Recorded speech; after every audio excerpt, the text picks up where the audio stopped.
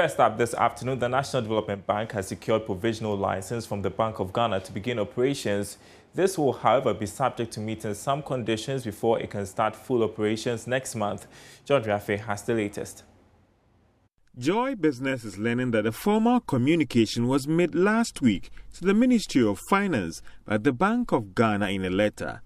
This should mean that the bank now has the legal backing to kickstart the process to aid its full operations. However, this is subject to meeting some conditions before. In the said letter, the Bank of Ghana also doesn't want to restrict the approval to the board members and the chief executive, but other key management positions of the bank. There's also talk about the structure and the level of minimum capital requirement that should be imposed by the Bank of Ghana on the institution.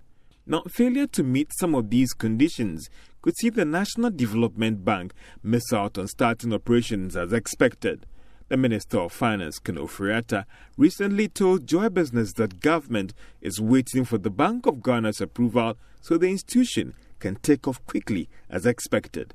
We also understand that the offices of the National Development Bank has already been secured at a prime location here in Accra. It is the belief of government that the bank taking off on time will aid in the recovery of the economy.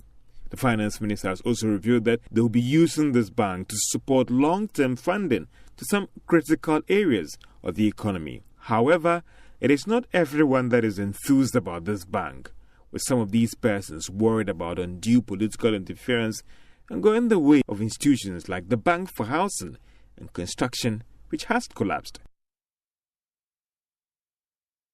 Meanwhile, economist Professor Peter Quartey says the survival of the yet-to-be-launched National Development Bank hinges on the avoidance of political interference. Government has already promised an institution that will be run without political interference, but Professor Quartey wants government to walk the talk. At the moment, we don't have long-term financing. And it's only the National Development Bank that can provide that kind of funding that we require. Most of the commercial banks are universal banks, and then they are profit-oriented. They will not lend beyond 3 years. National Development Bank can lend 3, 5 years, 10 years, 20 years. And that's what is going to bring economic transformation.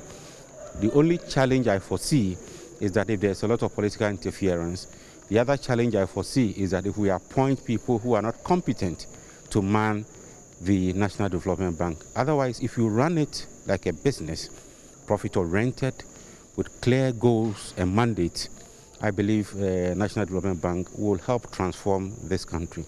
But we are not tax compliant. We've also made tax payment a bit difficult in my view.